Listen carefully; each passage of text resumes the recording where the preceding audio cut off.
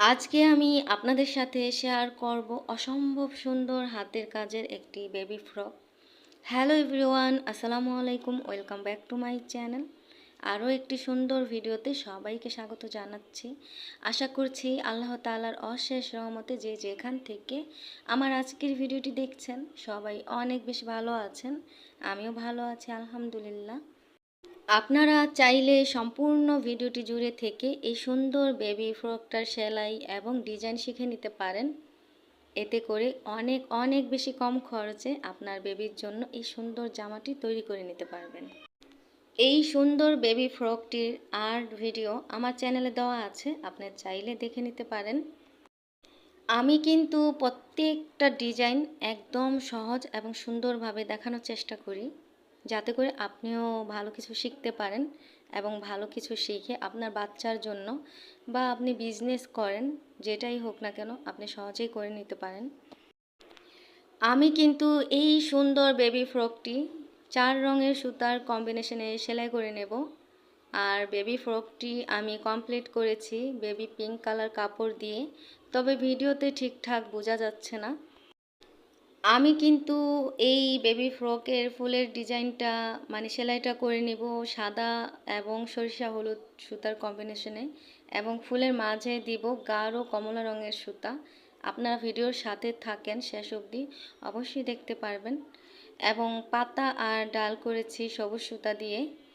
আমি কিন্তু ফুলের সেলাই এবং পাতার সেলাই একই রকম সেলাই দিয়ে কমপ্লিট করে নেব, আর ডাল যেটা সেটা তো ডাল সেলাই দিয়ে করে নেব।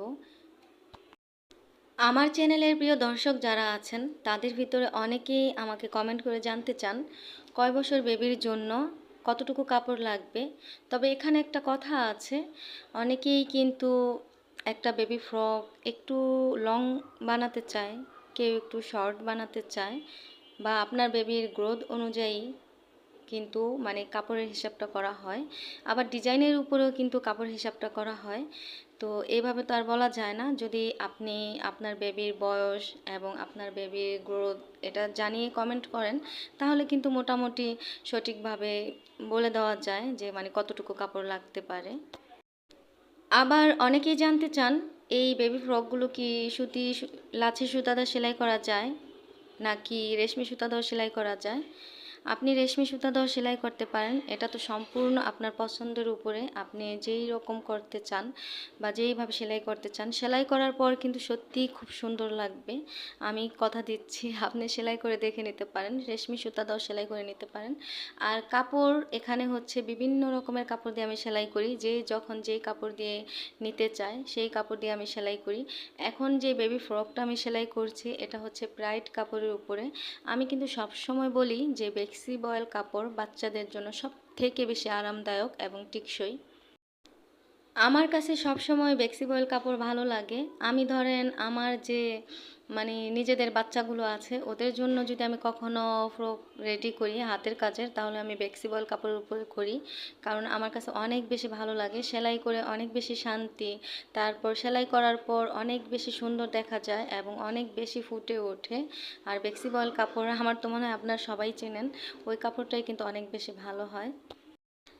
আবার অনেকেই কমেন্ট করে জানতে চেয়েছেন, যদিও বা আমি আমার অনেক ভিডিওতে বলে দিয়েছি যে আমি কি কলম দিয়ে আর্ট করি। আমি বড়দের যে কামিজগুলো ওগুলো কিন্তু আমি আর্ট করি না, কারণ ওগুলো আর্ট করতে গেলে অনেকটা সময়ের ব্যাপার। ওগুলো আমি ট্যাচিং পেপার বা পলি ব্যাগ দিয়ে সাপ দিয়ে নিই। আর বাচ্চাদের যে জামাগুলো এগুলো কিন্তু আমি মোটামুটি কলম দিয়ে আর্ট করি। যেমন ধরেন পেন্সিল বা সাধারণ যে কলম দিয়ে আমরা লিখি ওইটা দিয়ে আর্ট করি। তবে আপনি যদি নতুন হয়ে থাকেন তাহলে আপনি পেন্সিল দিয়ে বা জেল পেন দিয়ে বা সাইন পেন দিয়ে আর্ট করে নেবেন, এইগুলো কিন্তু উঠে যাবে। আমি যেহেতু মোটামুটি আমার আইডিয়া আছে, তাই আমি যে নর্মাল যে কলম রাফামনি লিখে ওই কলম দিয়ে আর্ট করি। তবে আর যারা আমার থেকে অনেক ভালো বোঝে জানে তারা তো কোনো কথাই নেই, তারাও কিন্তু খালি হাতে আর্ট করে নেয়। আর আপনি যদি কালো কাপড়ের উপরে বা খয়েরি রঙের কাপড়ের উপরে আর্ট করে নিতে চান তাহলে তার পেন্সিল দিয়ে হবে না, তাহলে আপনি জেল পেন কলমটা দিয়ে আর্ট করে নিতে পারেন। ওই কলমটা একদম বেস্ট, ওইটা দিয়ে আর্ট করে নেবেন। এই যে দেখেন, আপনাদের সাথে কথা বলতে বলতে আমার কিন্তু মোটামুটি সেলাই কমপ্লিট। এখন আমি ফুলের মাঝের কাজটুকু করে নেব।